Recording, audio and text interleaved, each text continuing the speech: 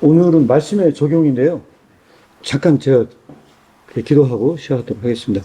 주님, 오늘 이렇게 말씀을 같이 나누고자 합니다. 이 말씀을 나눌 때 우리의 삶이 더 풍성해지고 또 말씀에 기갈이 있는 이 시대에 더욱더 말씀으로 풍성할 때 우리의 삶이 주님께서 주시는 의미로 가득 차게 하여 주시옵소서. 예수님의 이름으로 기도합니다. 아멘. 예. 목사님, 자유롭게 그냥 질문 해주시면 말씀해 주시고요. 네. 많이 참여를 하진 않았지만, 이렇게 하도록 하겠습니다. 일단 한번 정리를 하면요. 크게 이렇게 4개로 제가 나눠서 쪼개서 말씀을 좀 하고 있는 거고요. 거울 속의 자신 보기, 이것은 나이다, 속히 있지 않기, 행하는 믿음. 이렇게 전부 이 책은 4개 섹션으로 되어 있는데, 이 섹션 중에 두 번째 섹션입니다. 이것은 나이다. 이것은 나이다인데, 사실 이거는 이제 목사님들 중심으로 하는 거다 보니까 또 그렇게 했던 이유 중에 하나가 제 입장에서는 좀 많은 분들이 좀 강사로 좀 섬겨주시면 더 좋을 것 같고, 또 많은 곳에서, 가능하면 이제 진짜 제대로 된 걸로 좀 많은 분들이 나눠주면 좋겠다 싶어서 사실 그런 강사 양성 과정이다. 이렇게 보시면 될 것 같아요. 더 자세하게 나누는 것이 필요한데 또 자주 만나기도 힘들고 그런 분들이 있어서 이렇게 좀 하게 됐습니다. 그래서 이 책의 95페이지는 이렇게 서술되어 있습니다. 두 번째 요구사항은 거울 속에 자신을 보기 위하여 하나님의 말씀을 읽을 때 끊임없이 당신 자신에게 다음을 말해야 하는 것을 기억하라. 그래야 당신은 거울에 비친 진정한 자신을 볼 수 있게 된다. 즉 말씀이 말하고 있는 것은 바로 나이다. 말씀은 나에 대해서 말하고 있다. 이렇게 이제 이 책의 섹션에 제가 넣어놨습니다. 넣어놨는데 첫 번째가 거울 속에 자신을 보는 것이 되어야 된다. 말씀이 진짜 나에게 영향을 끼치고 있기 위해서, 그리고 아까 나눴던 대로 말씀드리자면 그 로고스가 진짜 나에게 회복되기 위해서, 나의 존재의 빛이 드러나게 하기 위해서 1차적으로 해야 될 것은 거울 속에 나를 보는 일을 해야 된다. 라고 한다면 두 번째는 바로 이겁니다.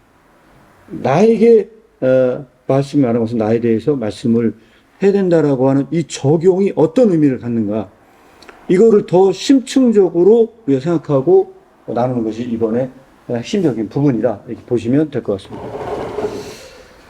자, 그러면 한번 질문을 먼저 드리도록 하겠습니다. 이 질문은 이겁니다.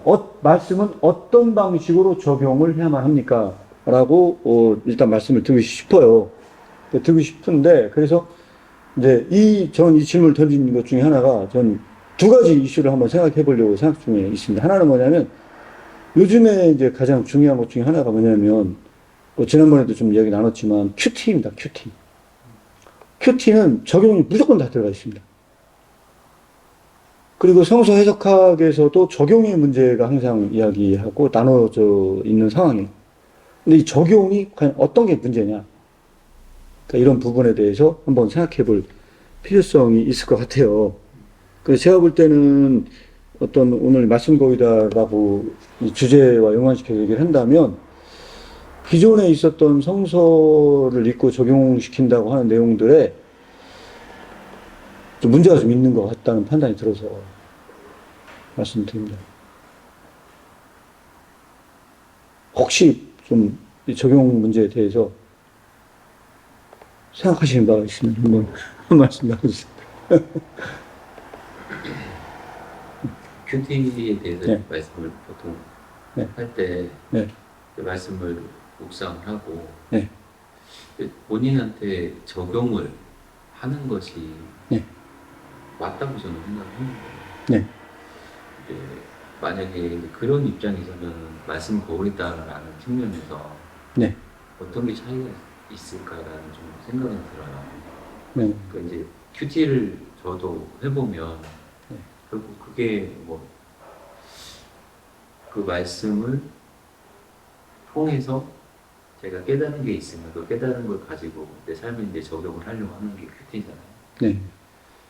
그러니까 내 방식을 내려놓고 하나님의 방식을 선택하기 위해서 말씀이라는 성서를 집어주는 거고, 그 안에서 깨달음을 주시는 것을 내 삶으로 이제 적용하려고 하는 거라고 하면 큐티가, 근데 그게 결국 말씀 속에서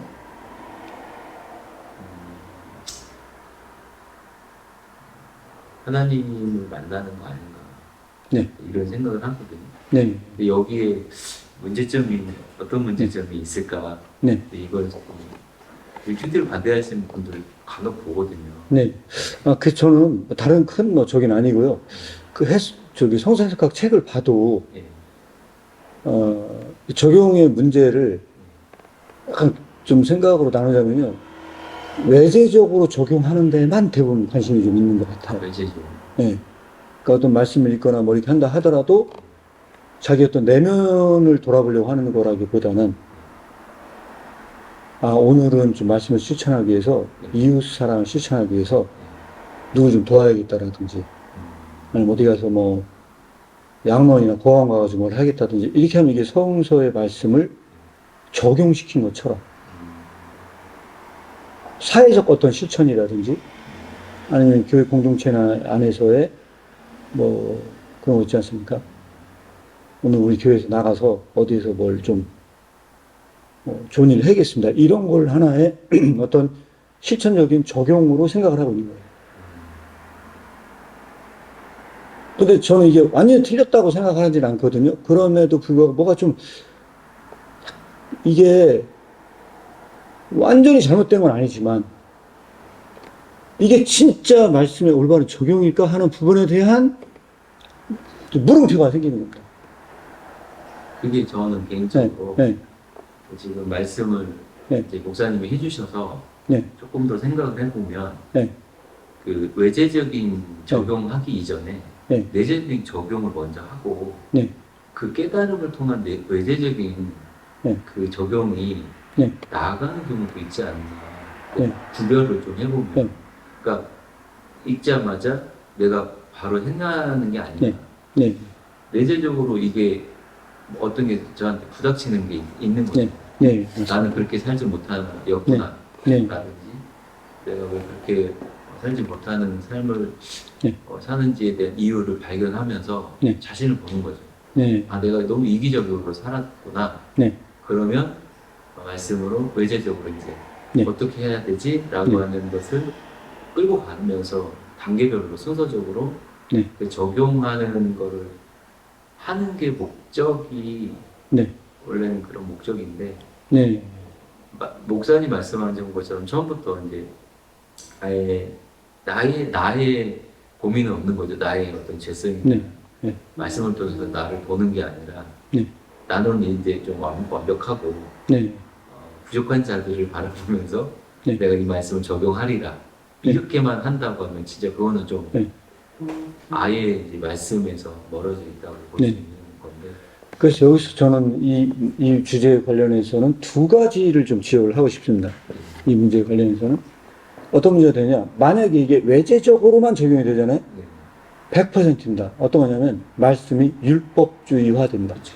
그래서 뭐냐면 말씀은 내가 자발적으로 지켜 행하는 거라기보다는 강제에 의한 하기는 싫은데 강제. 하라니까 이거는 약간 이제 그런 식이 될 수 있을 가능성이 제가 볼 때는 있다. 하는 첫 번째 문제가 이제 그런 부분을 제기를 하고요. 두 번째 문제는 뭘 제기를 하냐면 그래서 제가 이게 틀린 것은 아니지만 이게 진짜 옳으냐에 대해서 물음표를 던진 이유가 그래서 그 말씀을 드립니다. 그 말씀을 드리고요. 두 번째는 어떤 문제가 발생하느냐. 하이데거 제가 말씀 거기다 아마 서문했었나 아마 제 기억으로 좀 그렇거든요. 망치와 하이데거의 그 망치에 대한 이야기를 제가 써놨어요.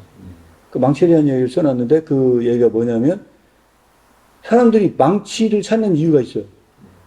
왜 찾냐? 그러면요. 도구적 존재로서의 망치라는 거죠. 망치는 쓰임새 연관이에요. 내가 뭔가를 얘를 이용 가치가 있기 때문에 내가 망치를 찾는 거거든요. 무엇을 박으려고 망치를 찾아요? 그럼 그 망치의 존재는 나에게 이용 대상에 불과해요. 그렇죠. 나는 얘를 쓰고 싶어 찾는 것 뿐이거든요.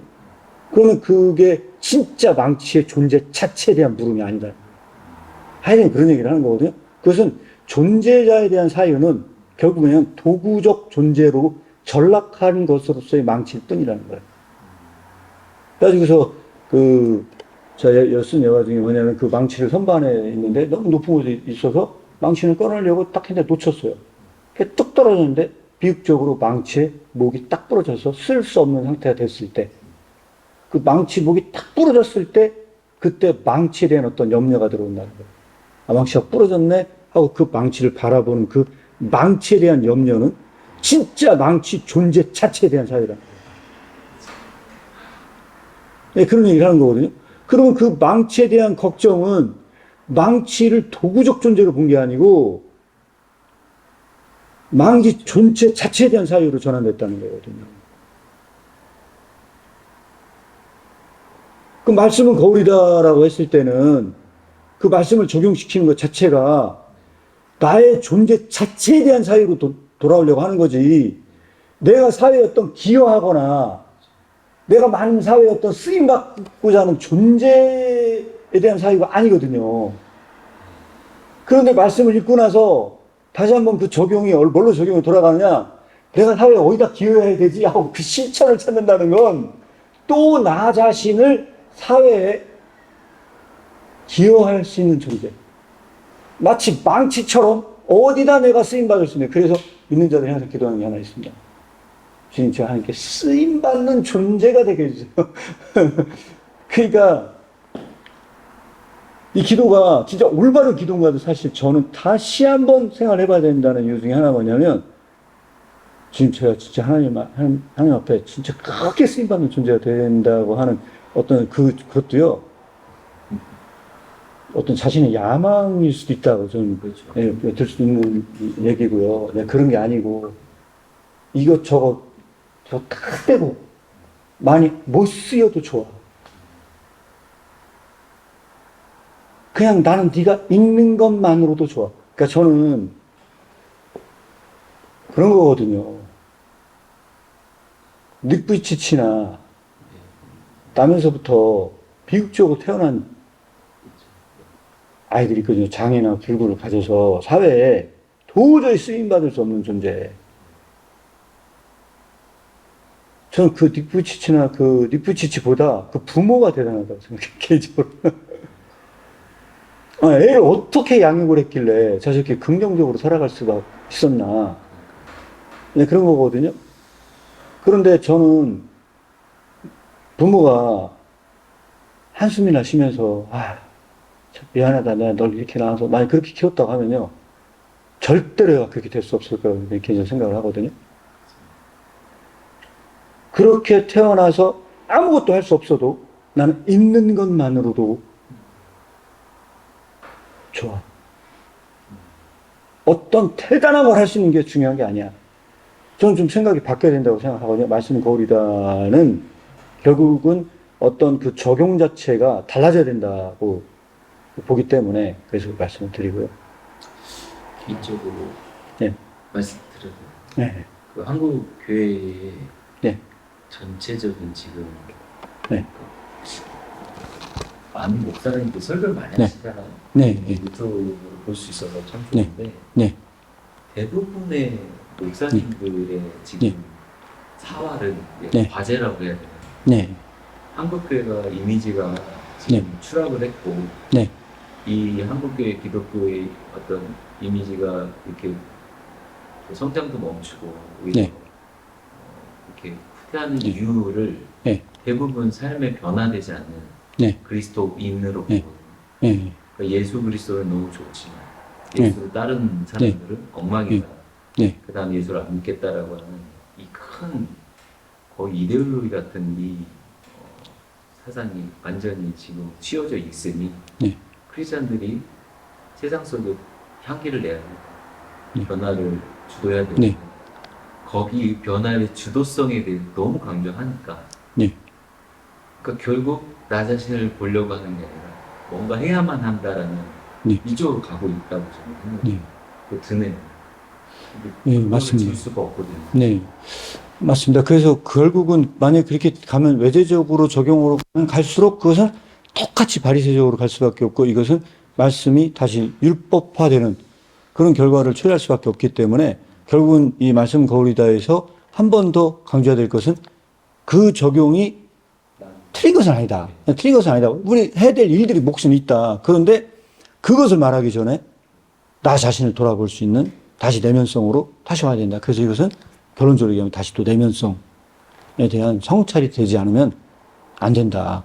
먼저 이 적용이 선행될 수밖에 없다. 이게 바로 이것은 나이다의 운동의 본질입니다. 네. 킬케고르가 그 네. 덴마크 사회를 보면서 네, 비슷한 상황이었다고 저는 생각이 되는데 네, 맞습니다. 아무도 믿지 않는데 네. 믿는다고 하니까 네, 믿음이 뭔 거에 대한 본질을 얘기했잖아요. 네, 근데 그때에 킬케고르의 삶이나 네, 실제적인 이제 정말 말씀을 내재적으로 적용해서 그 덴마크의 어떤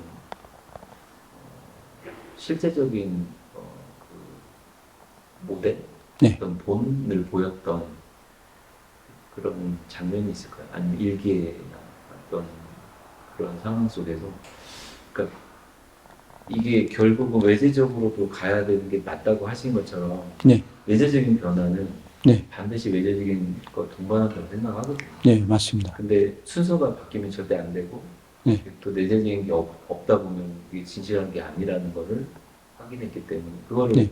킬케고르는 본 거잖아요. 네, 맞습니다. 저 굉장히 중요한 관점인 거 네. 같아요. 맞습니다. 그래서 제가 지금, 잠깐만요. 다 되어 힘들다.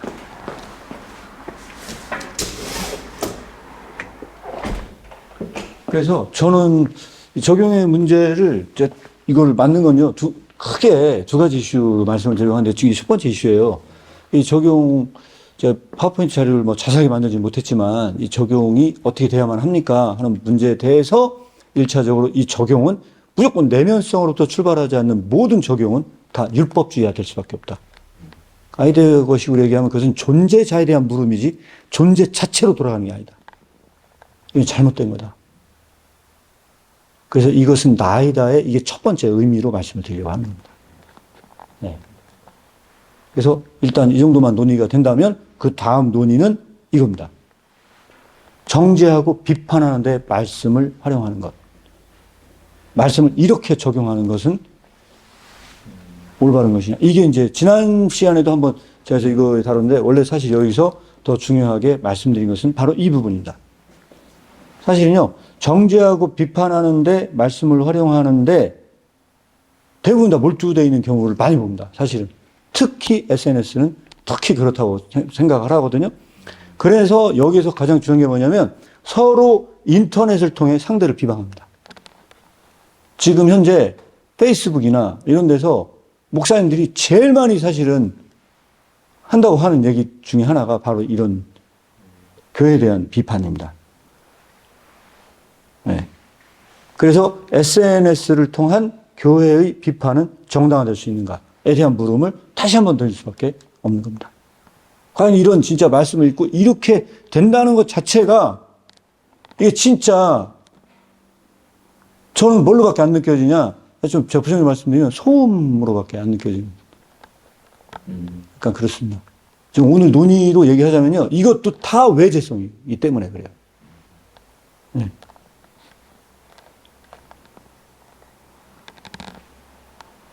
그래서 이런 문제를 제기하는 거고요. 그리고 이 비판은 언제나 특징이 하나 있어요. 나는 항상 비판 밖에 있는 것처럼 그런 착각을 하게 해. 이게 가장 큰 문제입니다. 비판하는 사람은 그 비판 밖에 있는 것처럼 그렇게 생각을 갖게 마련이고, 그러니까 이런 문제는 결국은 뭐냐면 굉장히 심각한 말씀의 오용이라고 저는 개인적으로 생각을 합니다. 네. 가능하면 비판보다는 긍정적인 부분에 대안을 제시하는 게 오히려 저는 저 개인적인 생각은 그게 많이 맞다. 간단하게 이렇게만 요거는 정리를 하고 넘어가겠습니다. 혹시 뭐 궁금한 거 있으시면 말씀해 주시면 또 이어서 하겠습니다. 네. 그래서 오늘 이게 뭐 아직 구체적으로 들어가진 않았으나 이 서론적으로 이 말씀을 내려고 하는 것이 뭐냐면 이 말씀의 역설, 이 말씀의 비극이 어느 때보다도 가장 과속해야 되는 게 저는 현대 시대라고 생각을 하기 때문에 제가 이거를 꺼내들었습니다. 그래서 이 아모스서 8장 11절부터 13절 말씀은 오늘날 우리에게 시사하는 바가 굉장히 큽니다. 그래서 말씀을 넣어놨습니다. 여호와의 말씀이니라. 보라, 날이 이를지라. 내가 기근을 땅에 보내리니 양식이 없어 주림이 아니며 물이 없어 가람이 아니요 여호와의 말씀을 듣지 못한 기갈이다. 사람이 이 바다에서 저 바다까지 북쪽에서 동쪽까지 비틀거리며 여호와의 말씀을 구하려고 돌아다녀도 얻지 못하리니 그 날에 아름다운 처녀와 젊은 남자가 다 갈아여 쓰러지리라. 사마리아에 죄된 우상을 두고 맹세하여 이르기를 다나 내 신들이 살아있음을 두고 맹세하노라 하거나 브엘세바가 위로하는 것이 살아있음을 두고 맹세하노라 하는 사람은 엎드러지고 다시 일어나지 못할 것이다. 자, 여기에서 이 아마스는 사실 진짜 제가 볼 때 굉장히 충격적인 이야기거든요. 왜 충격적인 이야기냐면 오늘날하고 상황이 굉장히 비슷한 상황이라고 저는 생각을 합니다. 경제적으로 풍요로웠고 솔로몬이 일으켰던 그 영토를 회복했던 이 시대에 가장 역설적으로 이 사람들은 경제적으로는 풍요로웠으나 경제는 평화로웠고 땅의 기갈이 아니고 양식이 없어 줄인 것도 아니고 오직 여호와의 말씀을 듣지 못한 기갈이다. 이게 굉장히 충격적으로 사실 와 닿는 이유가 그래서 다시 한번 말씀을 드린 게 말씀이 넘쳐나는 이 시대에 말씀에 대한 기갈이 더 심하기 때문에 이것도 한번 지난 시간에 나눴던 부분입니다. 그래서 여기서 중요한 건 이러한 기갈은 왜 생기는가? 왜냐하면 지금 말씀은 많이 있어요. 그런데 왜 이런 기갈이 생기는가 하는 부분에 대해서 지난 시간에 나눴던 내용을 가져왔습니다. 그 말씀을 비판의 도구로 저는 사용을 하면 할수록 기갈은 더 심해질 거라는 결론을 내려고 갖고 왔습니다. 제 생각입니다. 네. 안 들은 건 아니야. 말씀을 다 들어. 듣기는. 근데 모든 사람들이 다 비판하려고 그 용도로 이 말씀을 활용하게 되면 찌르는 사람만 있지 절대 죽는 사람은 없습니다. 이게 문제입니다. 다 누군가 찌르긴 찔러. 말씀으로. 그래서 심각한 문제라고 생각을 합니다. 네. 그래서 이 말씀을 드리고요. 제가 지난 시간에 이 놀이의 세계 말씀을 드렸었나요? 기억이 가물가물해가지고. 놀이의 세계. 예. 가다모의 그 진료 방법에서의 말씀 안 드렸나요? 아까 저거는 말씀 안 드렸으면 제가 요거는 좀 설명을 드려야 될 부분들이 좀 있을 것 같아서 말씀을 드립니다. 이 책도 굉장히 어려운 책이에요. 가다모의 진리의 방법이라는 책도 제가 그 책 읽으면서 너무 힘들었어요. 무슨 말인지 모르겠더라고. 물론 모든 인문학 책이 쉬운 책은 하나도 없다고 생각을 하는데 그래도 그나마 좀 읽혀졌어요. 이 책은. 읽혀졌는데 이 가다모의 진리의 방법은 사실은 정확하게 얘기하면 이 해석학과 관련이 굉장히 깊습니다. 해석학과 관련이 굉장히 깊은데 그런데 이분은 여기서 놀이의 세계에 대한 이야기를 합니다. 놀이의 세계에 대한 이야기를 하는데 이분이 왜 놀이의 세계에 대한 이야기를 했느냐? 이분은요, 첫 번째 질문은 뭐냐면 다 제가 넣지는 않았지만 가장 중요한 건 왜 노냐는 거죠. 아이들의 놀이보다는 사실 저는 성인들의 놀이를 더 얘기를 해보고 싶어요. 어른들은 왜 놀거나 아니면 혹시 주말이 되면은 왜 여행을 가려고 하는가? 왜 해외로 떠나려 하는 거와도 관련이 깊습니다. 왜 그럴까요? 어떻게 생각하십니까? 지금 네. 있는 자리가 네. 네. 힘들고 지치고 이런 삶이라서 떠나고 싶은 마음이 있을 것 같고 네. 환경의 변화를 주는 거죠. 맞습니다. 그게 가다모도 정확하게 이 놀이의 의미는 뭐냐?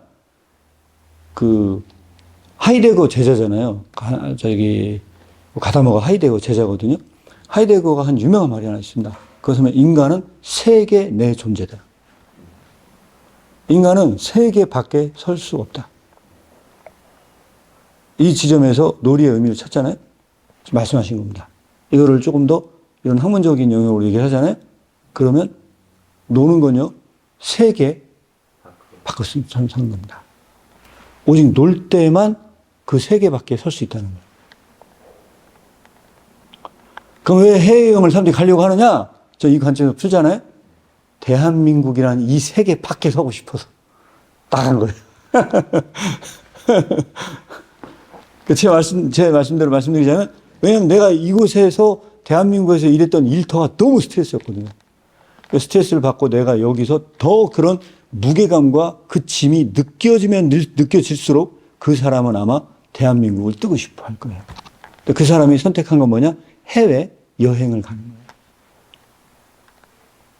그래서 잠깐 도피를 하는 거예요. 이게 다 놀이의 의미라는 거예요. 네.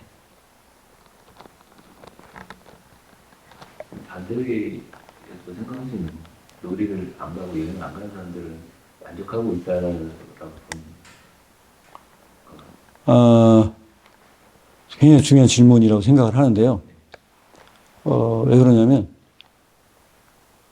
크리스천의 탁월한 기술은 있는 그 자리에서 만족하는 거예요. 만족하는 법을 배우는 거기 때문에. 다른 말로 얘기하면, 진짜 이거는 세계 도피가 아니고, 세계 속에서 그 만족된 요소를 찾을 수 있다면, 이게 가장 좋은 겁니다. 네. 오늘날, 아까 하이데거는 기술 문명에 대해서 비판을 많이 했잖아요. 저도 사실은 굉장히 비판적으로 받아들여야 된다고 생각을 하는 입장입니다. 왜 비판적으로 받아들이냐? 오늘 우리는 지금 저희가 이런 걸 얘기를 하면서 지금 녹화도 하고 해요. 이 기술 문명이 결코 전 좋은 결과를 만들지 못했다고 생각을 합니다. 왜 좋은 결과를 만들지 못했냐? 모이는 걸 힘들어해요. 모이는 걸 힘들어해요. 모이는 걸 힘들어요. 왜? 가만히 앉아있으면 되거든요. 그래서 뭘 만들었냐? 편리를 찾아낸 거예요. 편리를 찾았거든요. 이 기술 문명이 더 비극적 결과를 끌고 올 거예요. 앞으로. 유튜브는요, 지금 대세거든요. 앞으로 기술 문명이 더 발전하잖아요. 반드시 유튜브는 몰락할 거예요.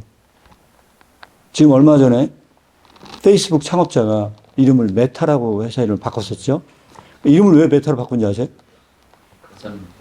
걔들은 가상현실을 하려고 하거든요. 그런데 얼마 전에 얘들이 그 안경을 개발한 거예요. 안경을 개발했거든요.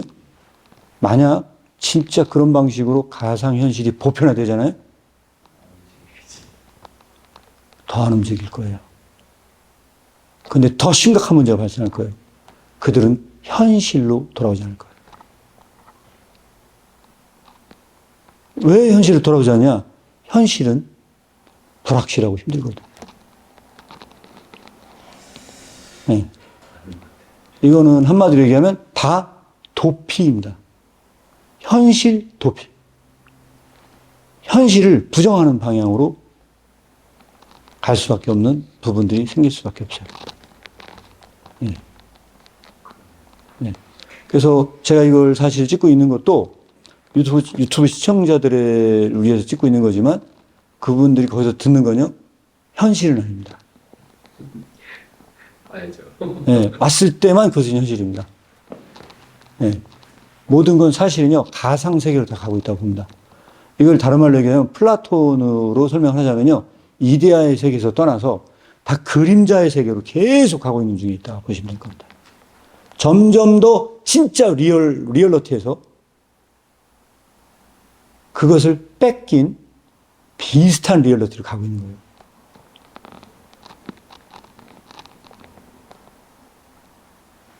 좀 어려운 용어를 쓰자면 다 시뮬라크를, 철학적으로 얘기하면 다 카피일 뿐이에요.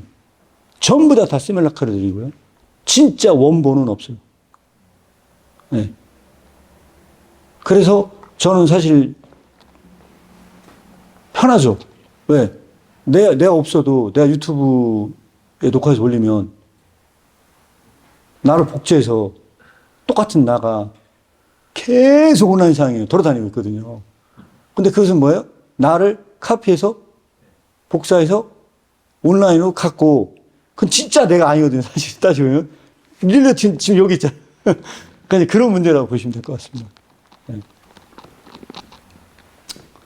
네, 놀이는 제가 너무 얘기가 딴 데로 샜는데, 놀이의 세계도 역시 그런 사실 도피와 관련된 부분들이 있어요.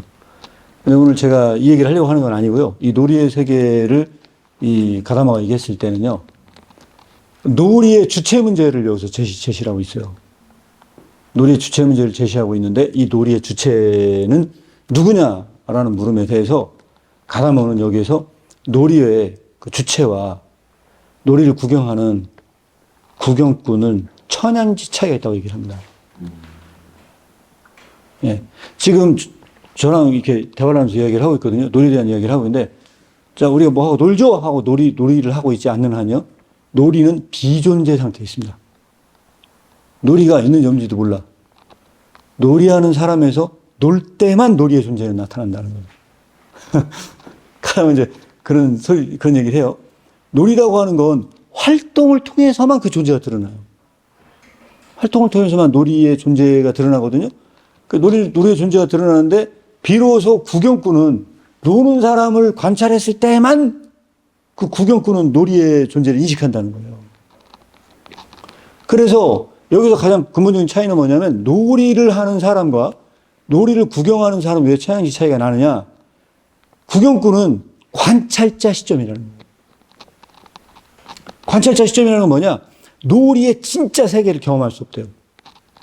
그래서 여기서 가다모는 구경꾼이 아니고 놀이하는 사람을 집중적으로 조명을 하는데, 놀이하는 사람조차도요, 진짜 놀이를 경험할 수 있냐? 그렇지 않대요. 여기서 제가 이 얘기의 결론을 말하려고 하는 건 뭐냐면, 놀이하는 사람이 진짜 놀이의 세계에 들어가잖아요. 그럼 여기서 가다모 그런 설명을 하는 거예요. 주객전도가 일어난다는 거예요. 처음에 내가 놀았어. 근데 그가 놀이의 세계로 들어가잖아요. 그럼 나는 놀이의 객체가 된대요.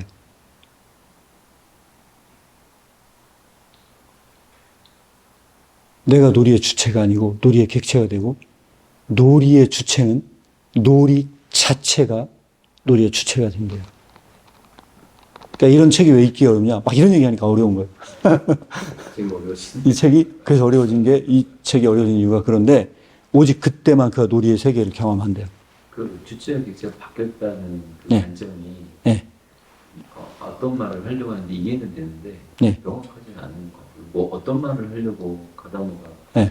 그 주체가 네. 객체가 그거를 지난 시간에 설명을 얘기하잖아요. 그럼 음악을 듣는 사람과, 예, 음악을, 예, 그 얘기로 돌아가는 거예요. 음악을 내가 들으면서 멀뚱멀뚱 들을 때는 진짜 음악의 세계를 모르는데, 내 음악을 들으면서 눈물을 줄줄 흘릴 때는 이미 내 마음이 음악에 의해서 완전히 다 사로잡힌 상태가 되는 거예요. 이거를 말씀은 거울이다로 접목을 시켜서 해석을 하잖아요. 내가 말씀을 객관적으로 읽을 때는 말씀이 나를 사로잡은 상태가 아니야. 근데 진짜 말씀에 몰입이 돼서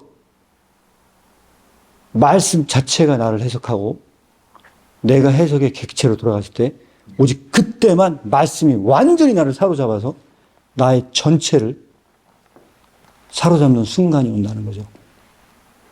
이게 바로 놀이의 개념에 대해서 말할 수 있는 주제이기 때문에 그 제가 끌어들였습니다. 네. 그 말씀 거울이다에 제가 이거의 제일 첫 번째, 그래서 제가 이거를 실었습니다. 두 번째 섹션에 첫 번째 제가 이걸 한 이유가, 그래서 제가 이걸 넣어드렸고요. 놀이 예화는 너무너무 중요한 부분들이 있는 것 같아요, 제가 볼 때. 그래서 이 놀이 예화를 또 다른 말로 설명을 드리자면 이렇습니다. 놀이 예화는 그래서 가다몬은 그래서 뭐라고 설명하냐. 가다몬이 놀이 예화를 하면서 해석학은, 정확하게 해석학은, 이게 해석학이 되려면 중간태적이어야 된다는 거예요. 헬라어로 배운 사람만 이해할 수 있는데, 수동태는 영어에서 능동태와 수동태가 있는데, 능동태는 내가 하는 거지만 수동태는 내가 그렇게 수동적으로 닫혀지는 거예요. 수동이 되잖아요. 해석학은 능동태도 아닌 수동태도 아닌 중간태 동사가 있다는 거예요. 중간태. 결국은 뭡니까? 어떤 읽기는 객관적으로 읽기가 없어질 수는 없다는 거예요. 그건 객관적으로 읽기는 있어야 돼. 근데 그것만 갖고는 안 된다는 거예요. 결국은 이것이 주관적 적용이 일어날 때만 이게 진짜 텍스트 읽기가 돼야 된다라고 하는 건데, 저는 이거를 가장 잘 설명할 수 있는 게 바로 말씀의 거울이라고 생각합니다. 하나님의 말씀은 객관적으로만 달아질 수가 없습니다. 이거는 주관적 읽기로 적용이 돼야 되는데, 그걸 이번에 키워드로 얘기하자면 그것은 이것은 나이다 라고 이것은 익혀질 수 있을 것 같습니다. 네. 자, 이거는 뭐 간단하게 또 이렇게 그냥 하고 넘어가도록 하겠습니다. 지금까지는 거의 어떻게 보면 이론적인 얘기를 다룬 거고요. 지금부터는 성경 말씀에 대한 사례를 이 성경은 나오고 있기 때문에, 이 사례를 한번 잠깐 다루도록 하겠는데, 이번 시간은 다윗만 좀 다루고 마무리하려고 생각 중에 있어요. 다윗만 얘기를 하려고 하는데, 여기 이제 세 가지 예화가 등장을 합니다. 등장을 하는데, 저는 개인적으로 이 세 가지 예화 중에서 이번 주제에 관련해서 가장 중요한 예화는 이 다윗 예화 같아요.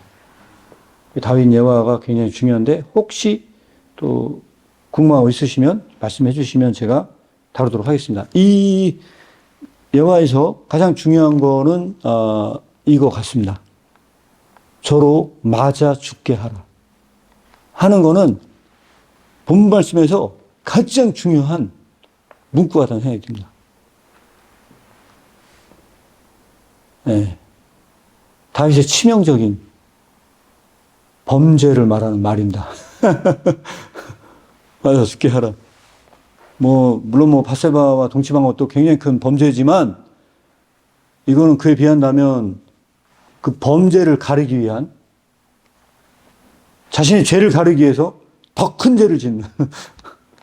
그가 이제 그거거든요. 그래서 이걸 이제 찾다 보니까 이 그림이 피터 라스트만이 작품이래요. 저 그림이. 우리아에게 편지를 건네주는 다윗을 이 형상에서 그린 거래요. 위키피디아에서 나온 그림을 봤습니다. 그래서 사무엘하 11장 15절에 보면 그 편지에 써서 이르기를, 너희가 우리아를 맹렬한 싸움에 앞세워 두고 너희는 뒤로 물러가서 그로 맞아 죽게 하라 하더라. 라고 이 성경 말씀에 나와 있는 겁니다.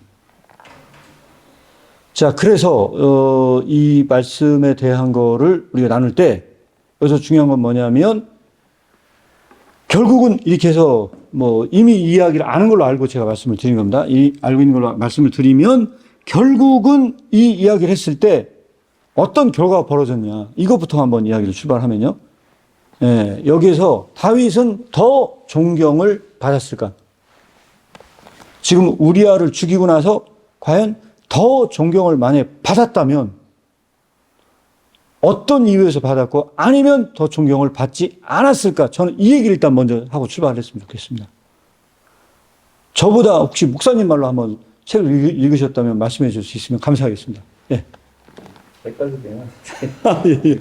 아니 그게 책에서 본 건지 목사님 영상에서 본 건지 설교에서 본 건지 제가 이 부분은 그렇게 이해를 하고 있습니다. 다윗은 더 존경을 받았을 것이다. 왜냐하면 이제 우리아가 죽은 이유는 다윗만 알잖아요. 사람들은 우리아가 전쟁에 나서 죽은 거 되었고, 그러면 결국 우리아가 죽으면서 바세바가 이방인이 됐는데, 힘없는 바세바를 아내로 삼으면서 다윗이 정말 성분이구나, 이런 식으로 약자에 대한 편에 서 있는 영웅으로 등장되지 않았을까. 맞습니다. 그래서 존경을 받았을 거라고 이해를 하고, 다윗조차도 그렇게 생각했을 거고. 맞습니다. 저도 그렇게 설명을 했고요. 제가 어디서 이거 얘기를 했는지는 정확히 기억은 안 납니다. 저도 이 강좌에서 한 적은 없고요. 아마 토크나 이런 데 한번 질문 나와서 한번 설명한 적이 있었던 것 같아요. 제가 뭐 카리스비에서 설교는 하진 않은 것 같고, 어디서 봤어요? 어디서 제가 얘기를 하긴 한 것 같습니다. 자, 그런데 다윗이 더 존경을 받았을까 하는 질문에 대해서 혹시 좋은 영화가 있으면 제가 한번 찾아보려고 생각 중에 있습니다. 네. 제가 뭘 말씀을 드리려고 하냐면, 일단은 이걸 말씀드리고 한번 이야기 나누도록 하겠습니다. 말씀은 거울이다 113쪽 얘기 나옵니다. 뭐라고 나오냐? 왕의 나라를 지키기 위해 장렬히 싸우다 죽은 장군의 가부를 왕이 책임져 주려고 결혼한 것이 왕의 부대의 사기를 진작시키며, 첫 번째, 이게 뭐냐? 왕의 사기를 진작시킨다. 야, 다윗 왕은 대단한 사람이다. 라고 얘기를 할 수 있을 것 같아요. 또한 너그러움을 베푼 가장 고귀한 행동 아닙니까? 아마도 온 백성이 왕에게 감동을 받았고, 왕은 지금까지 그가 받아온 어떤 것보다 더 많은 존경과 찬사를 받았을 것입니다. 가 이 이야기의 결론입니다. 그런데 오늘 제가 나누고 싶은 것은 이게 아닙니다. 질문은 뭐냐면 이겁니다. 성서에 나오지 않는 질문이에요. 만약 다윗이 정말로 이렇게 될 거를 알고 살인을 할 걸 계획했다면, 다윗이 그냥 몸이나 그렇게 한 게 아니고 내가 우리아를 죽이고 그의 아내를 내가 삼는다면 온 국민은 나를 더 존경할 것이고, 그 전쟁터에 있는 장군의 벌을 책임졌다는 것 때문에 결국 군대는 더 사기가 진작될 것이다. 내가 우리아를 죽여서 손해볼 것은 하나도 없다. 그리고 그 아내를 합법적으로 나의 아내로 맞아들이면 끝나는 문제다. 라고 하는 것을 다윗이 정말로 다 알고 기획해서 한 거라면 어떻게 생각하십니까? 이게 오늘 중요한 질문입니다. 네. 저는 계획했을 것 같아요. 네. 왜 그렇게 생각하냐면, 네. 물론 아닐 수도 있지만, 네. 죄의 속성이, 네. 네. 이렇게 죄악스러운 행동을 결단하고 실행을 했을 때, 네. 죄가 죄를 더 낳거든요. 네. 그러면 그 죄가 죄를 더 낳는 거에 대해서 네. 양심이 이제 화인을 맞으면 네. 죄라고 느껴지지 않고 네. 지혜로 다가오는 거죠. 네. 그래서 네. 그거에 대해서 거부하는 게 아니라 네. 수용을 하게 되는 네. 그 속성이 있다고 저는 생각을 하는데, 네. 왕의 위치에서 네. 여러 가지 뭐 당신은 모르겠습니다만 행정적인 것도 네. 왕이 행정적인 능력도 있다고 저는 생각하는데, 네. 장군이 죽었을 때 이후에 일어날 행정적인 그리고 사회적인 파장이나 그 결과를 모르고 몰랐을까라고 생각은 안 되고요. 네. 그거 당연히 알았을 텐데, 네. 그거를 어차피 결정한 이후에는 네. 더 좋게, 그러니까 자기의 죄가 부각되는 게 아니라 죄는 사라지고 이 죄가 아닌 것으로 더 찬사를 받는 것 쪽으로 더 생각하게 만드는 죄성이 저는 발휘됐을 거라고 생각이 돼서, 그렇게 가다가 그러니까 다 이렇게 이제 완벽하게 왕이 찬사의 자리까지 갔는데, 저는 왜 이거를 계획을 했다라고 알고 있다고 생각하냐면, 여기에 너무 빠져있기 때문에 나단이 너가 그 사람이라고 했을 때 엄청난 충격을 받은 거죠. 그러니까 그게 빠져있지 않고 이거를 다 죄다라고 알고 있었다면 충격을 안 받았어. 자신도 모르게 거기에 끌려가서 죄의 사람이 돼 있는 상태에서 딱 그 나단의 메시지를 들으면 충격인 거죠. 그래서 저는 알고 진행을 하면서 쭉쭉 그 죄에 빠지지 않았을까. 생각을 하는데요. 네. 만약에 목사님 얘기가 진짜 맞고 다윗이 진짜 알고 모든 것을 계획했다면요. 예. 다윗만큼 교활한 자는 없어요. 그러니까 거의 악의 화신이 되는 거예요. 그렇죠. 죄를 짓고도 온갖 찬사를 다 받는 이거를 진짜 기획을 했다면요. 여기서 마지막으로 하나 네. 결론 짓고 넘어가려는 게 하나 있습니다. 다윗은 이렇게 죄를 지을 때 충분히 객관적이었고 천재적이었다는 거예요. 죄를 짓는데. 이게 외재적으로 머리를 쓸 때 나타나는 현상이에요. 근데 저는 개인적으로 이게 네. 느껴지는 게 네. 제 죄를 져봤거든요. 네. 이 마음이 느껴져요. 그러니까 네. 이 말씀은 거울이잖아요. 네. 다윗이 저는 사실 저라고 보이거든요. 진짜. 네. 그러니까 죄를 져보면 네. 처음에는 막 양심이 막 찔리고 네. 아 이거 안 된다고 하지만 어느 순간 넘어가면 네. 안 된다가 아니고 네. 되게 만드는 네. 거예요. 합리적으로. 그렇죠. 그렇게 계속 더 죄를 덮기 위해서 더 큰 죄를 더 큰 죄를 불러오는 네. 저희가 삶을 살아왔기 때문에 네. 저는 다윗을 보면서 저를 보게 되는 것이 있고 진짜 이렇게 끔찍한 게 죄의 나의 속성이었다라는 게 사실 네. 보는 게 맞는 이게 결국 말씀이 저희에게 주는 네. 가장 좋은 메시지인 것 같아요. 네, 맞습니다. 그래서 이 예화를 저 중요하게 말씀드린 이유가 이런 점이 있기 때문에 그래서 말씀을 드리는 거고 모든 죄의 속성이 담그기가 힘들지 담았다 딱 그 순간은요 모든 인간의 이성적인 작용은 그걸 덮는데 그 지식을 활용한다. 이게 바로 이 다윗 예화에서 가장 중요한 부분인 것 같습니다. 네. 자, 그러면 이거는 이 정도만 제가 하고 넘어가도록 하겠습니다. 그래서 이 이야기는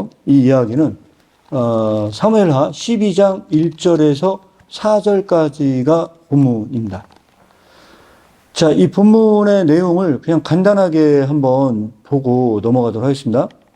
여호와께서 나단을 다윗에게 보내니 그가 다윗에게 가서 그에게 이르되 한 성읍에 두 사람이 있는데 한 사람은 부하고 한 사람은 가난하니 라고만 이야기가 나와 있습니다. 그러나 말씀은 거울이다는 이야기를 패러프레이즈 한 겁니다. 어떻게 패러프레이즈 했냐? 나단 선지자가 다윗 왕에 가서 제가 시 한 수 읊어도 되겠습니까? 라고 이거를 성경을 약간 이제 변형을 해서 이야기를 하고 있는 겁니다. 진짜 그런지는 모르죠. 상상해서 이야기를 하는 겁니다. 한 부한 사람은 양과 소가 심이 많으나 가난한 사람은 아무것도 없고 자기가 사서 기르는 작은 암양 새끼 한 마리뿐이라. 그 암양 새끼는 그와 그의 자식과 함께 자라며 그가 먹는 것을 먹으며 그의 잔으로 마시며 그의 품에 누움으로 그에게 딸처럼 되었다. 어떤 행인이 그 부자에게 오매 부자가 자기에게 온 행인을 위하여 자기의 양과 소를 아껴 잡지 아니하고 가난한 사람의 양 새끼를 빼앗아다가 자기에게 온 사람을 위하여 잡았나이다 하니. 자, 5절 다윗의 반응은 제가 다음에 한번 읽도록 하겠습니다. 여기까지가 이제 시의 전체 내용입니다. 이 책에서 패러프레이즈한 이 시에 대한 전체 내용입니다. 그래서 이 상황은 아까 다윗 왕이 범죄를 저질렀던 거 하고 연관된 부분에서 다윗의 객관적인 지식에 대해서 말씀을 드리고 하는 겁니다. 아까 제가 얘기했던 걸 말씀을 드렸어요. 그 뭐냐면 다윗의 그 이성적 사유는요. 범죄를 저지를 때도 충분히 객관적이었다는 거예요. 다윗은 충분히 객관적이었어요. 그리고 나단 선지자가 실제로 와서 이런 이야기 할 때도 아주 객관적이었어요. 객관적 사유의 가장 큰 문제점은 뭐냐? 객관적 사유의 문제점을 제거하려고 얘기를 하는 거예요. 비인격적으로 이 시에 대해서 평가를 한다. 이게 가장 큰 문제입니다. 제가 봤을 때. 이 시에 대해서 여전히 그는 객관적으로 평가를 하게 돼요. 왜 그러냐?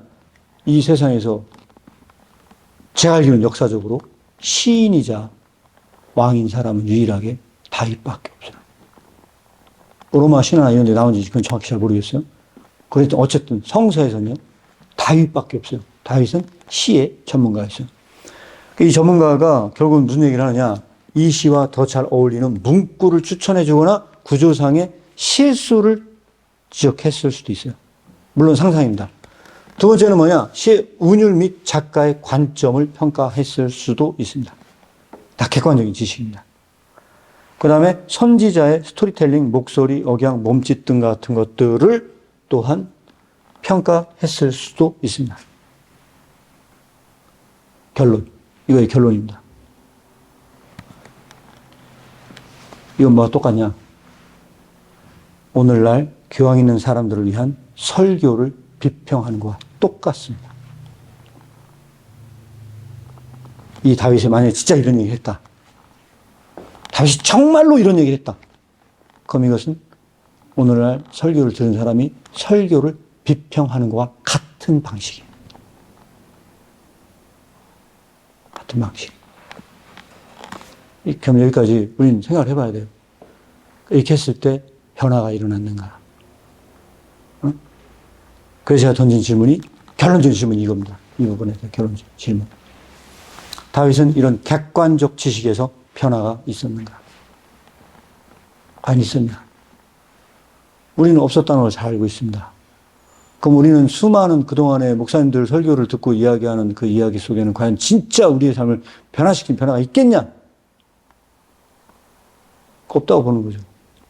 그래서 아까 말씀드렸다시피 아모스 선지자가 얘기했던 그 예언이 역설적으로 증명이 된다. 그것은 뭐냐?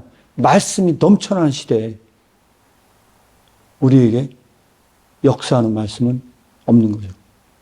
그래서 말씀이 넘쳐나는 시대에 영적인 기갈 상태는 지속되어 나타날 수밖에 없다. 이게 현대사회의 비극이라고 보는 겁니다. 저는. 현대사회의 비극은, 더 큰 비극은 더 진연되고 있다. 그래서 사실 제가 이 책을 쓸 때만 하더라도요, 챗 GPT를 몰랐어요. 그때만 하더라도 이런 이슈가 없었어요. 그런데 최근 들어서 챗 GPT가 나오면서 난리가 났어요. 많은 사람들이 설교를 챗 GPT를 뽑는데, 이러면 이럴수록 이 기갈은 더 증폭될 거라고 저는 그렇게 생각을 합니다. 왜? 챗 GPT가 뽑아준 설교를 하는 데서는요, 절대로 자신에게 적용시키는 일이 벌어지지 않을 거예요. 그렇기 때문에 저는 끔찍하다고 생각하는 거고, 챗 GPT로 설교할 수 없다고 얘기하는 이유가 저는 이런 데 있습니다. 그래서 이 말씀을 하나 더 말씀을 드리고요. 자, 다윗 얘기를 제가 여기서 검토를 해보면 이렇습니다. 이 얘기를 듣고 나서 다윗의 반응입니다. 뭐라고 했냐? 다윗이 그 사람으로 말미암아 노하여 화를 냈어요. 이 시에 나온 사람이 화를 내면서 나단에게 이르되 여호와의 살아 계심을 두고 맹세하노니 이 일을 행한 그 사람은 마땅히 죽을 자라. 그가 불쌍히 여기지 아니하고 이런 일을 행하였으니 그 양새끼를 4배나 갚아 주어야 하리라 한지라. 하고 이 얘기를 듣는 순간에도 역시 이와 같은 소리 하면서 화까지 냈어. 그래서 오늘 본문은 이걸 추천하는 겁니다. 당신이 그 사람이라. 이거는 다윗의 본문을 대하는 방식을 근본적으로 바꿔놨다. 근본적으로 바꿔놨다. 이게 이 이야기의 핵심적인 이야기였습니다. 근본적으로 바꿔놨다. 어떻게 바꿔놨냐? 자, 이 성역 구절을 지난 시간에 우리 나눴던 걸로 제가 이거 의미를 해석하면 이렇습니다. 학문적 진지함에서 말씀을 대면하는 진지함으로 바꿔놨다. 아까 방금 전에 얘기한 걸로 말씀을 드리면요. 구경꾼에서 놀이하는 사람으로 바꿔놓은 거예요. 이 말 자체가. 그래서 이거는 너무너무 중요한 부분들이 존재한다고 생각을 합니다. 학문적인 그 진지함의 그 말씀을 진짜 영혼을 구원할 수 있는 말씀으로 바꿔놨다.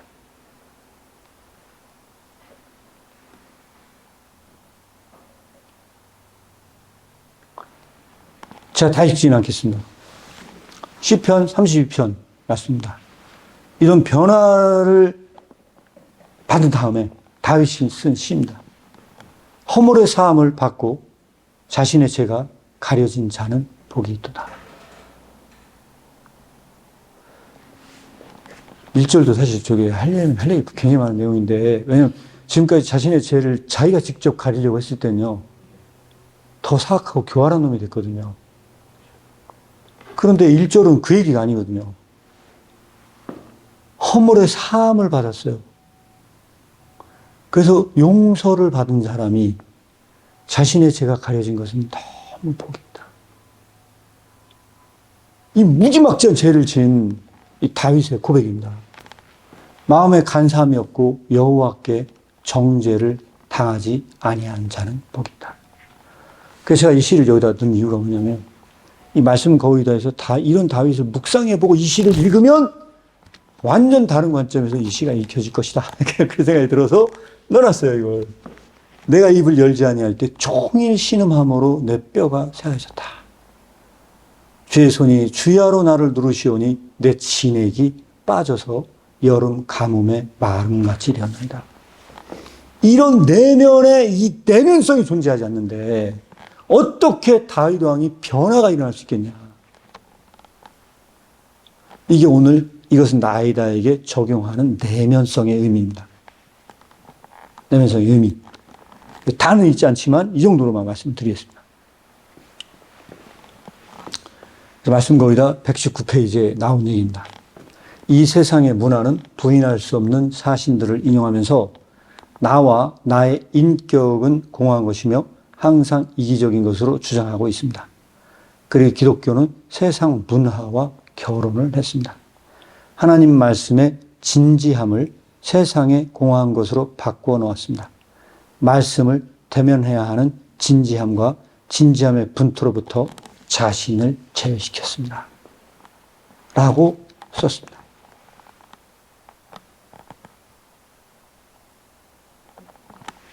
오늘 이야기 나눈 내용의 마지막입니다. 결론. 이 책의 세 번째 질문, 마지막 질문, 세 번째 질문만 제가 넣어놨어요. 이 책에 이렇게 질문을 던졌습니다.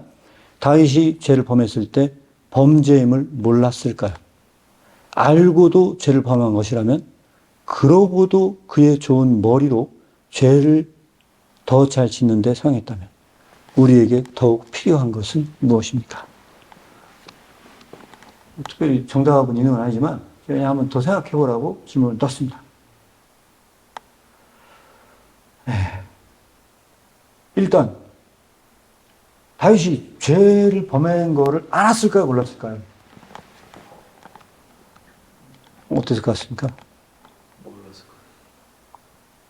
몰랐을 것 같습니까? 그러니까 네. 죄라는 거를 네.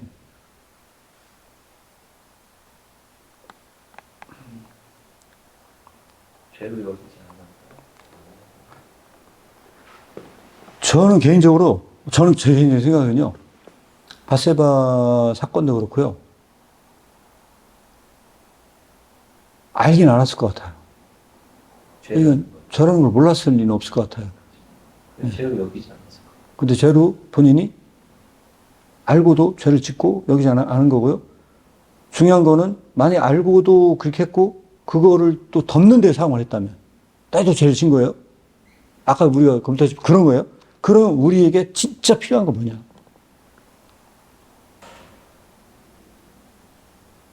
근데 다윗이 네. 결국 나단 선지자를 통해서 깨닫게 되는 지점인 것. 네. 스스로는 네. 죄인 것도 알고 네. 그것을 가리려고 네. 해서 노력하고 사는 방향은 네. 인간이 이제 가는 방향이고, 네. 나단 선지자의 등장이 네. 카리스마 같은, 네. 이게 이제 은혜의 지점인 건데. 네. 그래서 우리에게 필요한 거는 결국 네. 그 나단 선지자가 네. 당신에게 깨닫게 했던 네. 그 사람이 바로 당신입니다라는 그게 네.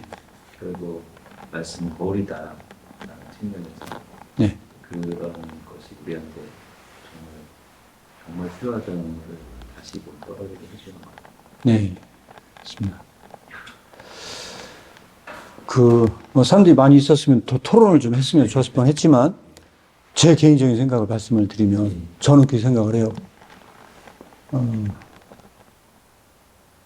그 요셉이 범죄 현장에서 고백하는 말이 하나 있습니다.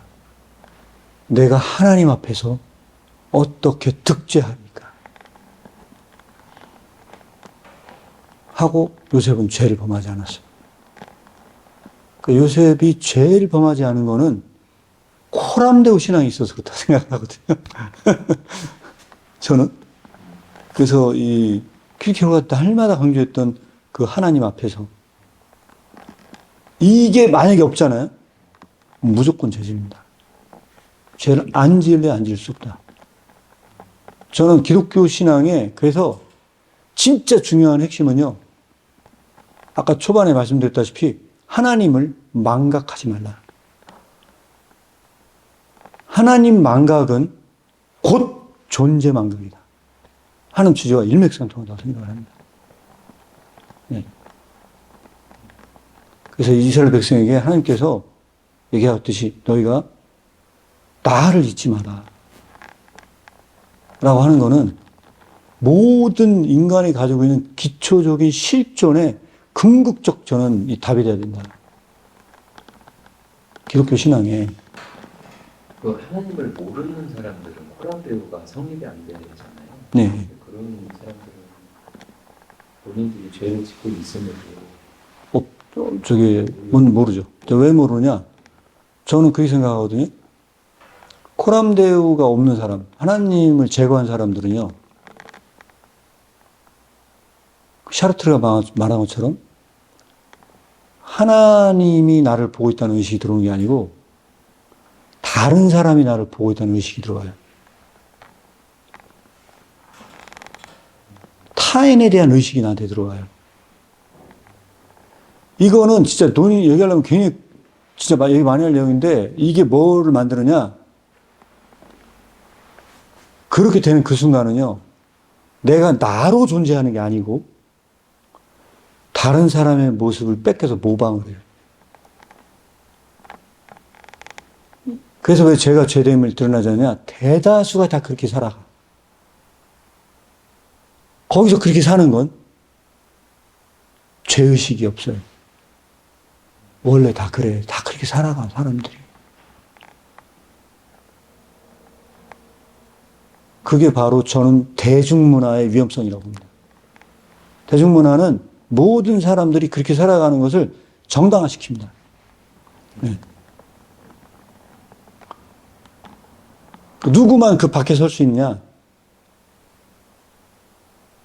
그게 정말로 맞는지 내재적으로 내면성에서 질문이 올라온 사람만 그 문화 밖에 설 수 있습니다. 네. 간단히 말씀드리면, 네, 그렇게 말씀드릴 수 있을 것 같습니다. 네. 그리고 뭐 세린 킬케로 입문에서도 말씀드렸다시피 소크라테스가 한 것도 굉장히 심각한 문제를 제기한 겁니다. 그렇게 따지고 보면. 왜냐하면 대다수의 많은 사람들은 그리스 문화에서는요, 그 신탁을 믿고 그 외재적인 부분을 가지고 살았던 사람들인데, 그것에 어떻게 보면 이의제기한 사람이 소크라테스거든요. 그런 점에서 좀 생각해 보시면 좋을 것 같고, 더 구체적인 예를 찾는다면 오늘날 예화에 굉장히 많을 것 같습니다. 네.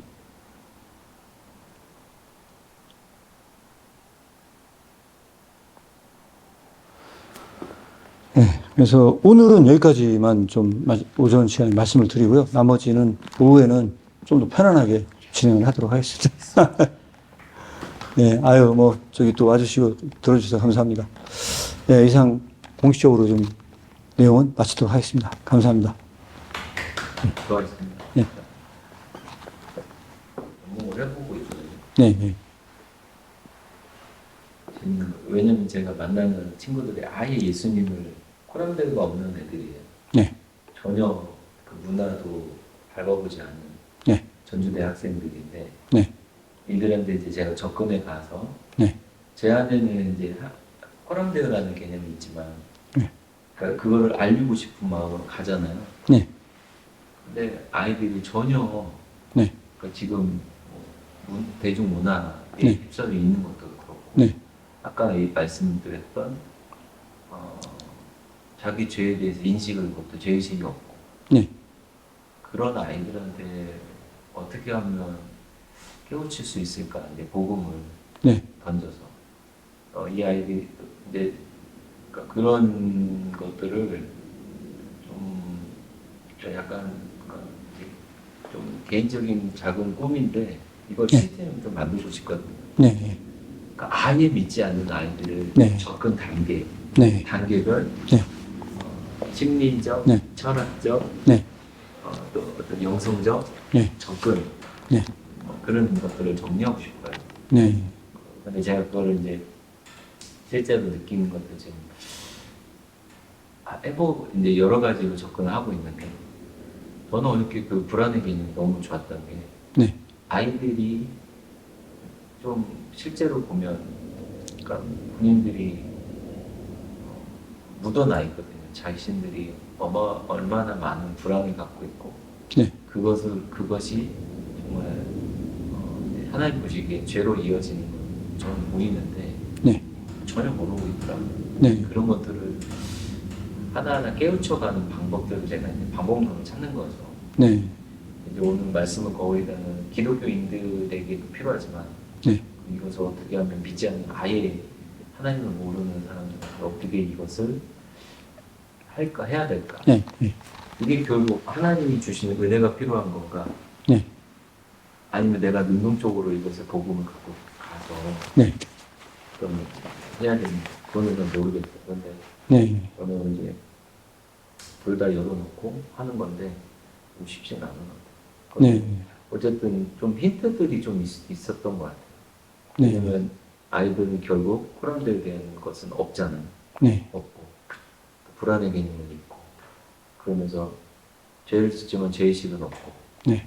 말씀을 보더라도 객관적으로만 아마 보려고 할 거고 네. 이런 힌트는 얻는 것 같아요. 네. 그럼 그것을 알려주는 거죠. 네. 말씀은 거울이다. 네. 그리고 그것이 어떻게 적용되는 것을 원리를 깨닫게 하면 그런 것들이 좀 네. 아이들이 들릴 수 있게끔 네. 그런 것들 좀 찾아보는 게 제 지금 네. 과제인데 네. 재밌네요. 네. 전 개인적으로 네. 저도 뭐 총리단체 활동도 하고 대학교에서 전도도 하고 했지만 이거와 연관해서 말씀을 드리자면 한번 기억나시는지 모르겠지만 제가 그런 말 한 적이 있었을 거예요. 대학문제 호소에서 한 얘기가 있어요. 키르케고르가. 인간이 할 수 있는, 다른 사람에게 할 수 있는 최대의 일은 그 사람을 불안하게 하는 것이다. 그러니까 그게 뭐냐면 맞습니다. 그 사람의 존재를 다 뒤에 흔들어 놓는 거거든요. 지금 가지고 있는 확고한 기반을 대부분은요, 지키려고 하거든요. 그걸 어떻게 흔들어 놓느냐, 어떻게 보면 그 생각을 다 뒤에 흔들어 놔야 되거든요. 그 사람이 가진 생각 자체를. 아니면 저는 복음이 들어올 수 없다고 보거든요. 그럼 뭘로부터 출발을 해야 되느냐? 네가 생각하는 네 존재가 다 가짜라는 충격이 사실 와야 돼요. 그렇게 되려면 저는 지금 추구하는 방향이나 목적이나 이게 진짜 올바른 건지 돌아보게 해야 된다고 생각을 하거든요. 그래서 좀 더 구체적으로 말씀을 드린다면 내가 지금 설정한 목표나 내가 지금 하려고 하는 것들이 다른 사람이 보기에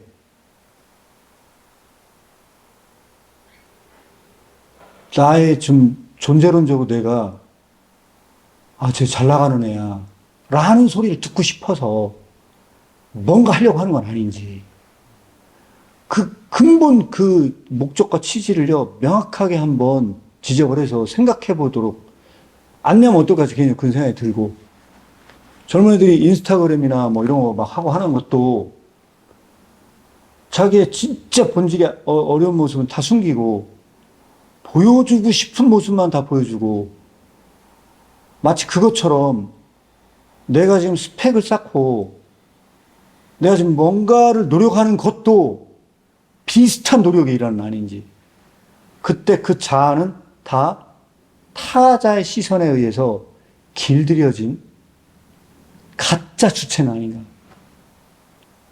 그러면 생각을 해보게 흔들어 놓을 때만 진짜 자기를 찾는 과학으로 올 것 같아요. 제가 볼 때. 네. 말씀 거울이라는 어떻게 보면 이제 그런 역할을 수행을 하셔야 되는 부분인 것 같다는 생각이 듭니다.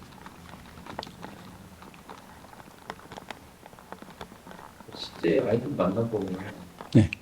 그러니까 그렇게 존재에 대한 물음을 묻잖아요. 그러니까 네. 아이들이 좀 20살이거든요. 네. 네. 조금 이게 20살하고 군대 갔다 온 24, 5살하고 섞여 있는데 네. 확실히 좀 다르긴 한 것 같은데 네. 그러니까 20살 예를 들면 좀 생각이 없는 애들 같아요. 네. 그리고 요즘에 애들이 더 미디어에 노출돼서 그런지 네. 정신연령이 네. 몸은 20살이 됐는데 네. 아직 정말 어린 맞습니다. 것 같아요. 네. 그래서 이런 존재론적인 물음을 던져도 네. 아무 의미를 모르는 것 같아요. 네. 그러니까 생각을 좀 하다가 네. 어느 순간 생각이 딱 단절되더라고요. 그러니까 네. 깊이에 못 들어가는 것 같아요. 네.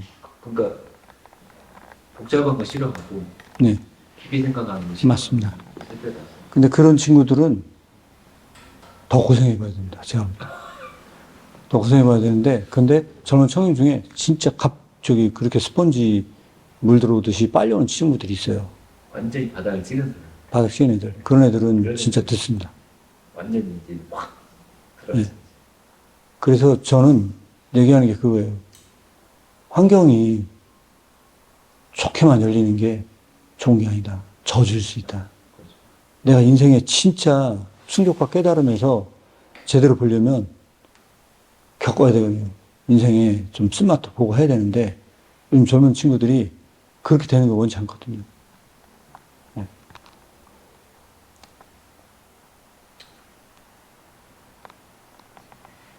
그 아까 세계의 존재? 네. 그 우리가 그 개념 기독교적으로 조금 활용할 수 있는 부분이 있을 것 같은데요. 그 저기 있잖아요. 그 키르케고르가 세계의 존재를 복음과 함께 권한을 받으라 2장에서 다루고 있어요. 저는 그게 그 내용이라고 보거든요. 제 개인적 관점은. 그러니까 그게 뭐냐면 갑자기 이름이 생각이 안 나는데 유레카 아르키메데스 유레카 설명을 하면서 내가 지구 밖에 서게 해달라. 그러면 나는 지렛대 원리를 이용해서 난 지구도 들어올릴 수 있다. 라고 하는 걸 비판을 해요. 왜 비판을 하느냐? 밖에 설 수 없으니까. 난 세계 밖에 설 수 없는데 네가 세계 밖에 설 수 있는 것처럼 말했기 때문에 너는 말은 잘했다. 그걸. 산을 옮길 수 있는 건 맞다. 기독교적으로. 너는 그거를 들어올 수 없다. 왜? 너는 인간은 그 세계 밖에 설 수 없기 때문에. 그래서 키르케고르는 여기서 세계 밖에 설 수 있는 운동이 딱 하나가 있다는 거예요. 운동. 네. 그 세계 밖에 설 수 있는 정신의 운동이 존재한다는 거예요.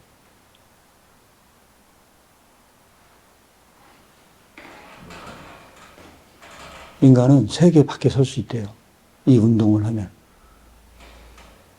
그 운동이 믿음입니다. 믿음은 내가 나의 세계 밖에 설 수 있게 해준다는 거예요. 그럼 그 믿음이 어떤 믿음이냐? 그 믿음이 어떤 믿음이냐고 얘기를 하냐면 그 믿음은 어떤 믿음의 운동이 세계 밖에 서게 하느냐? 내가 지고 가고 있는 그 침이 유익하다고 믿으면. 물론 여기서 얘기하는 이 침은 예수 그리스도의 그러니까 짊어지려면 그 침이 돼야 되고 전제 조건. 왜? 예수 그리스도의 짐만 유익하기 때문에. 성경 말씀대로 하면 나의 짐을 내 멍에를 내가 매는 게 아니고 예수 그리스도의 멍에를 맨 상황에서 그 짐이 유익하다고 믿으면 산을 옮긴다는 거예요. 그리고 그 믿음의 운동이 결국은 나를 세계 밖에 서게 하고 그거를 집어던지게 할 수 있다. 굉장히 그 책도 잘 읽어야 되는 이유 중에 하나가, 독해가 중요한 이유가 여기서 말하는 짐이 뭐냐 하는 것도 큰 부분이 될 수가 있거든요. 저는 이거를 정신역학적으로 설명을 드리잖아요. 정신의 짐인데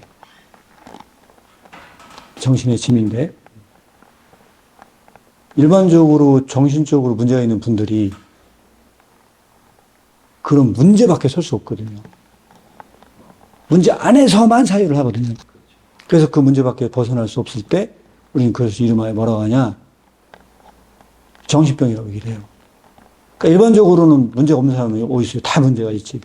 근데 그 사람들은 자기 힘으로 그 문제를 해법을 찾을 수 있는 사람들인데, 정신적 문제가 진짜 심각하면 자기 혼자 힘으로는 도저히 그 문제 밖에 설 수 없는 부류의 사람들이 있거든요. 근데 기독교는 뭐라고 하냐? 거기에다가 굉장히 임팩트를 주는 거거든요. 네가 진짜 예수를 믿어? 그러면 너는 그 짐이 유익하다고 믿어. 너에게 실존에 허락된 그 문제가 너에게 유익하다고 믿어. 그 믿는 그 순간 그런 문제 밖에 설 수 있다는 거예요.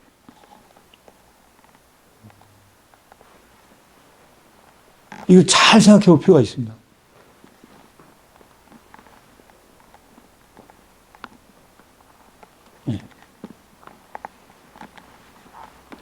문제 밖에 섰을 때 그게 해결적인가요? 시작점인가요? 그게 문제 밖에 선다는 게 저는 개인적으로 그게 시작이라고 생각을 하고요. 네, 시작이라고 생각을 하고, 그때부터는 완전히 다른 그 삶의 그 패턴이 시작된다고 봐야 되지 않을까. 그러니까 지금 얘기했던 그 젊은 청년들 같은 예를 든다면, 이런 거죠. 환경은 달라진 게 아무것도 없어. 그 내가 그 삶을 대하는 태도가 달라진 그 순간. 네. 기독교인들의 가장 큰 문제가 뭐냐? 환경을 바꿔달라고 기도를 해요. 근데 그 환경을 바꿔달라는 기도는 제가 볼 때 온전한 기도가 아니거든요. 내면성에서 말씀 거기다 뺐으면 뭐가 바뀌냐? 환경이 바뀌는 게 아니고 나의 태도가 바뀌는 거라고 보셔야 될 것 같습니다. 네. 그게 진짜 말씀의 적용이라고 보는 거예요. 그럼 그게 진짜 만약에 적용되잖아? 환경은 내가 바꿔나가야 문제. 바꿔나가야 돼 있는 거예요.